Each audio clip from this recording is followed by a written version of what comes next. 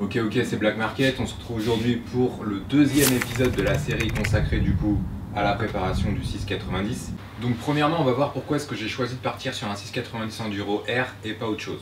Donc ce qu'il faut savoir déjà, c'est que de base, il y avait plusieurs motos que je souhaitais avoir. Donc il y avait le 400 XR, le 600 XR, le 650 XR, le 500 XC, le 690 Enduro, c'était les bases qui m'intéressaient le plus. J'ai préféré me rabattre sur des motos plus récentes. J'ai failli craquer pour un 500 XC, mais au final, après réflexion, discussion avec pas mal de potes qui connaissent aussi ces motos-là et tout, je me suis recadré sur le 690, et ce pour plusieurs raisons.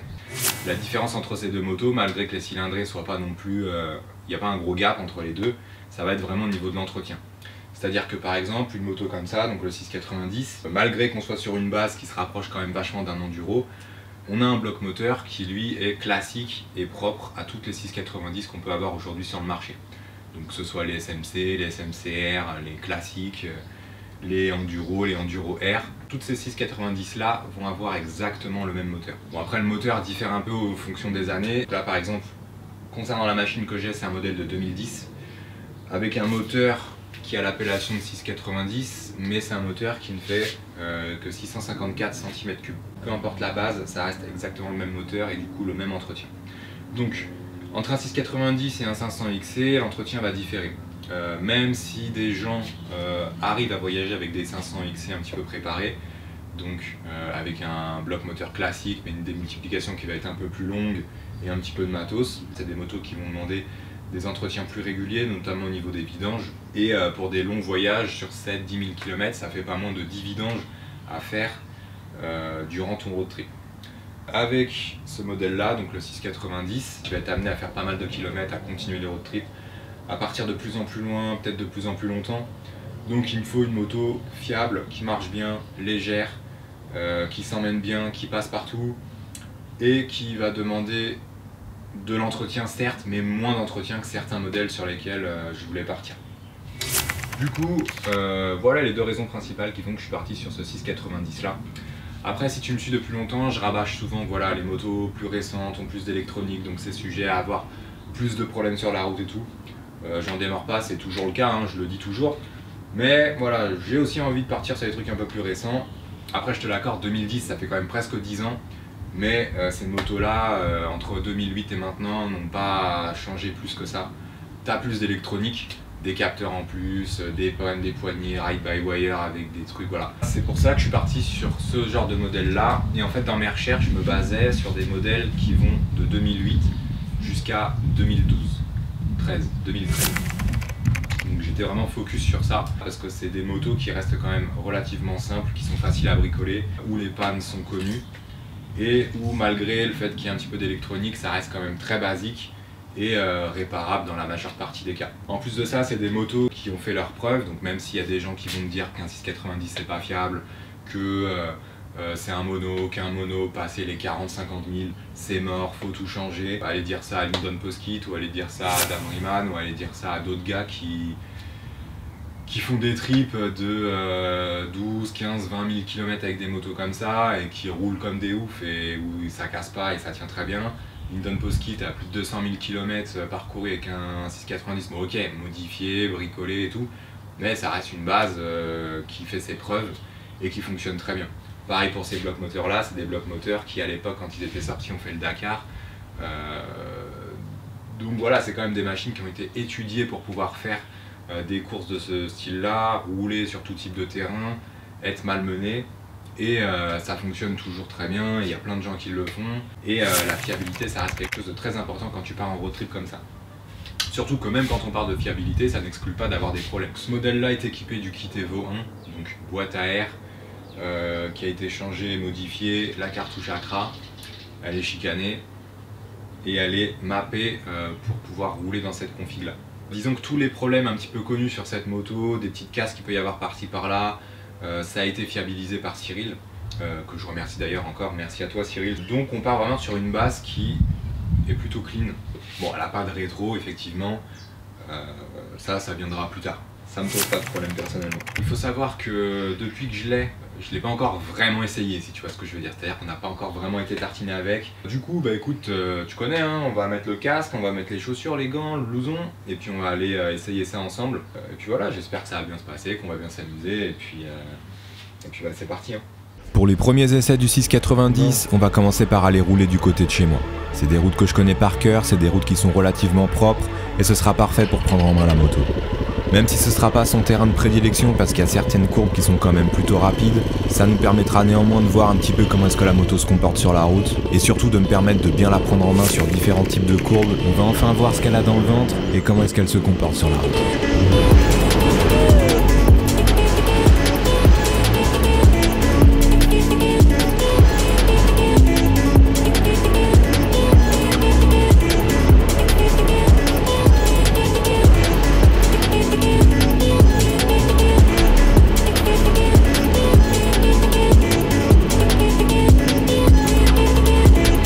Guess who's back? Nico du Café In Crew, mon gars. On dirait que toutes ces histoires de 690 prépa l'a chauffé à ressortir sa moto. Et je sais pas pourquoi, mais quelque chose me dit que tu vas le revoir de plus en plus souvent.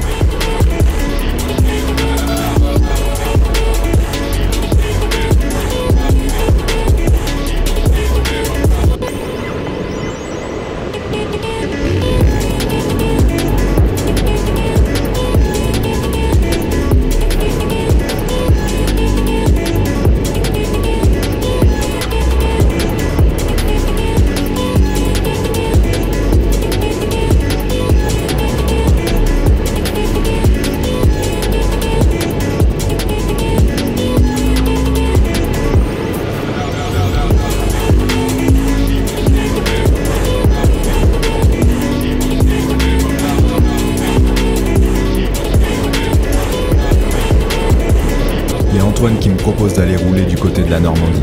C'est toujours un plaisir d'aller rouler là-bas. L'année dernière, j'y étais allé avec le 675 Daytona. On avait emprunté certaines sections, on s'était vraiment fait plaisir. On charge la moto dans le camion, je prépare un sac avec 2-3 affaires au cas où je resterai plusieurs jours et on prend la route direction la Normandie. Antoine, si tu suis nos aventures depuis quelques années maintenant, tu dois savoir qui c'est. C'est le gars qui était avec nous dans les Balkans avec son 900 SS. D'ailleurs, je l'ai connu durant ce trip-là et je le connaissais pas avant. C'est Balou qui l'avait ramené dans l'équipe. Un type super sympa, super cool, qui s'énerve jamais, qui se prend pas la tête et qui est hyper intéressant. Il m'a dit qu'il avait récemment refait un 916. Ce sera également l'occasion de voir cette moto de mes propres yeux et peut-être même de rouler avec si elle est vraiment terminée. Pour la petite histoire, ce 916 est un millésime de 1994. C'est l'œuvre de Massimo Tamburini et Sergio Robiano, deux designers italiens aujourd'hui morts. Le premier truc qui choque sur cette moto, dans le bon sens du terme évidemment, c'est son magnifique monobras. Regarde-moi cette merveille. Le 916 portant le nom de Strada est également apparu en 1995 pour rendre hommage à la mort d'Ayrton Senna. Il faut savoir que Ayrton avait également apporté sa contribution comme essayeur pour Ducati à la sortie de la 916. Et franchement, je trouve qu'elle vieillit vachement bien cette moto. Allez, on referme cette petite parenthèse historique, on démarre les motos et c'est parti.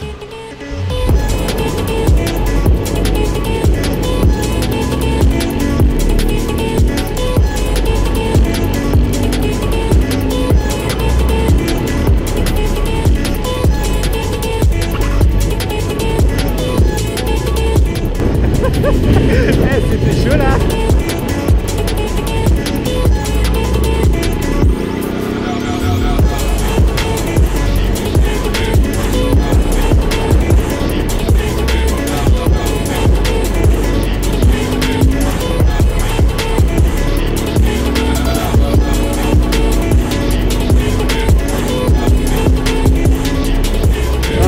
La moto c'est un médicament mon gars.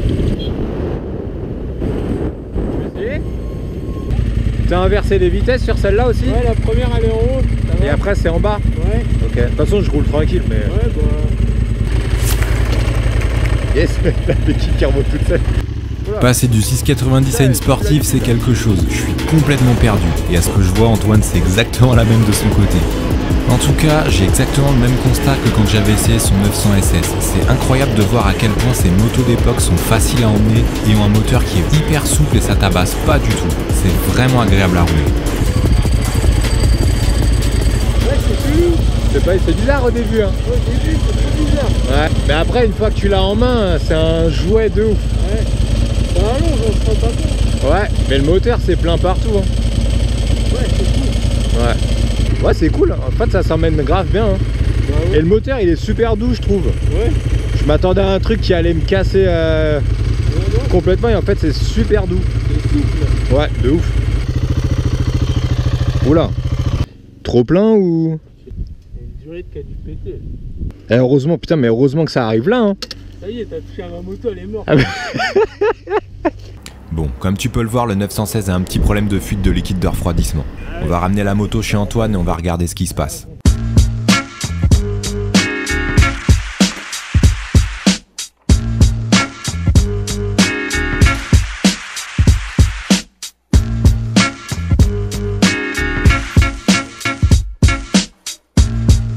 Au final, le problème venait du vase d'expansion qui était percé.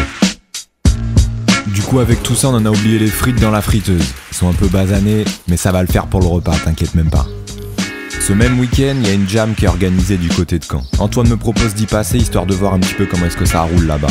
Ça fait bien longtemps que j'ai pas vu des gars s'envoyer en l'air comme ça, et ça va me rappeler quelques souvenirs. Allez, je te laisse avec quelques images de l'événement, histoire que tu vois un petit peu ce que ça donne. Putain, Ren, arrête de remuer là.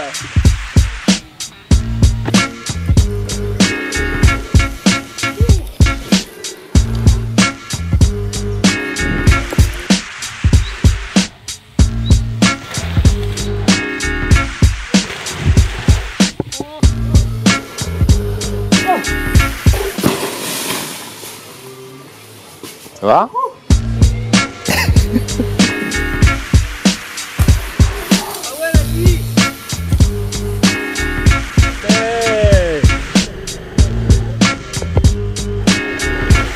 Allez, mon tir.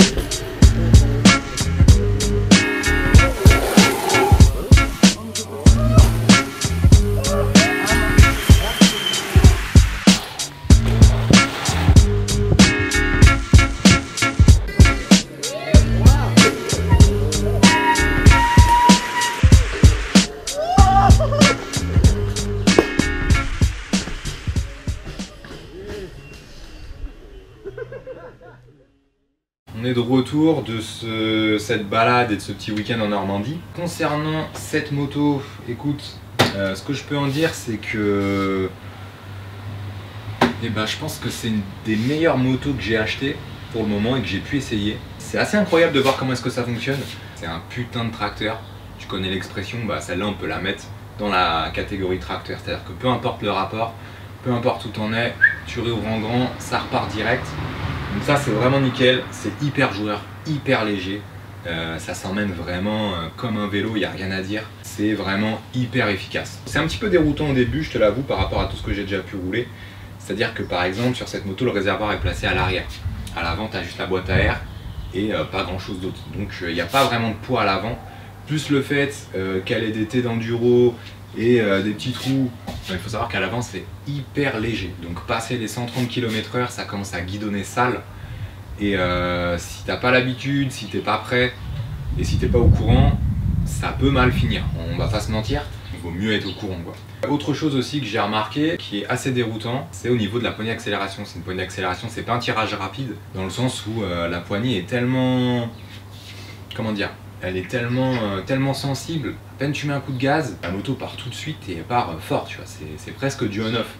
Donc il va falloir que je me renseigne sur ça, surtout en enduro, parce que ça peut être un problème. C'est-à-dire que par exemple si j'ai besoin de rester sur un filet de gaz en première ou en deuxième pour passer sur des terrains, des pierriers, des rivières ou des choses comme ça, si j'ai une poignée où à chaque fois que je mets un dixième de gaz, le bordel il part comme une fusée, ça risque de me poser 2-3 problèmes, si tu vois ce que je veux dire. Donc il va falloir que je vois si c'est corrigible et si ça l'est pas, voir s'il n'y a pas moyen d'injecter une map pour pouvoir donner un petit peu moins de puissance à la moto quand je serai en off-road. Sinon que dire, à part que ça marche fort, ça marche bien, c'est rigolo, ça a du répondant, ça a du caractère, c'est hyper joueur. C'est un petit moteur, c'est-à-dire que c'est pas une moto qui est faite pour prendre des 200-250 km/h et plus, mais ça a une plage d'utilisation qui est quand même assez grande, je trouve. Je suis assez surpris du régime sur laquelle elle est capable de jouer. Et c'est une moto qui va t'apporter un plaisir vraiment incroyable. Et franchement, tu vois, au début, je m'étais dit, je dégage les roues en 17, je les revends, je me reprends des roues d'enduro et je la laisse vraiment monter que pour faire du voyage et de l'aventure et rouler sur des pistes mixtes et tout. Mais je pense qu'au final, je vais garder le 7 en 17 pouces.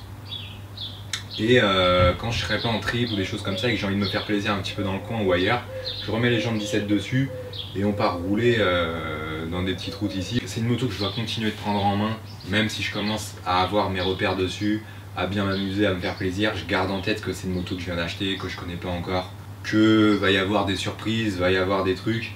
Donc il faut vraiment que je continue de rouler avec. Je suis vraiment en train d'apprivoiser, d'apprendre, de voir comment est-ce qu'elle fonctionne, ce dont elle est capable, comment elle réagit. Au fur et à mesure du temps, je pense que ça va bien se passer, ça va progresser. Et on va faire de bonnes choses ensemble, je l'espère en tout cas. Du coup, bah écoute, c'était tout pour cet épisode là, j'espère que ça t'a plu, j'espère que les petites parties un peu plus lifestyle qui n'ont rien à voir avec la moto te font plaisir aussi. De toute façon, ça sera amené à se répéter au fur et à mesure de ce qui va se passer tout au long de la préparation de cette moto et puis au fur et à mesure des gens que je vais rencontrer, de ce qui va se passer tout simplement. En tout cas, on est à l'aube d'un beau projet, je pense. Et il y a beaucoup de choses à faire, il y a beaucoup d'épisodes qui vont être dédiés à cette série-là, à cette prépa-là. On aura l'occasion de rencontrer pas mal de gens super intéressants dans plein de domaines différents pour que tu puisses vraiment voir comment est-ce que certaines personnes travaillent, le savoir-faire de certaines personnes. C'est aussi le but de cette série-là, c'est-à-dire que c'est pas juste préparer une moto, partir en voyage et continuer ce qu'on fait, c'est aussi rencontrer des gens qui ont un certain savoir-faire, un certain mindset, je sais plus comment on dit ça en français, putain je fais trop l'américain là, c'est pas moi. Un certain état d'esprit, voilà, c'est ça que je voulais dire, un certain état d'esprit. Ouais, des gens qui sont doués dans leur domaine, qui ont peut-être même rien à voir avec la moto, tu vois, mais qui ont un certain savoir-faire et qui sont intéressants. Donc voilà, le but c'est de pouvoir un petit peu inclure tout ça dans cette série-là. Donc voilà, c'est tout pour moi, on va conclure cet épisode-là, et puis on se retrouve très prochainement pour la suite de toutes ces aventures. Easy. La majeure partie des itinéraires des road trips que l'on a déjà effectués depuis le début est maintenant disponible à la vente. Donc si toi aussi tu veux partir sur nos traces et tu veux pas te faire chier à préparer tous les tracés, les Pyrénées françaises et espagnoles, l'Espagne, le Portugal, la Corse, l'Italie, l'Islande, les Balkans et bientôt le Maroc, tous ces road trips là sont maintenant disponibles. N'hésite pas à me contacter par email et on voit ça directement ensemble. Si jamais tu veux te tenir informé de tout ce qui se passe sur l'actualité Black Market, les road trips, les conneries, tout ce qu'on peut faire autour de la moto et autres, n'hésite pas à me suivre sur Instagram et sur Facebook. C'est là-bas que je poste tout en temps et en heure. Tu sais ce qu'il te reste à faire. Abonne-toi. Easy.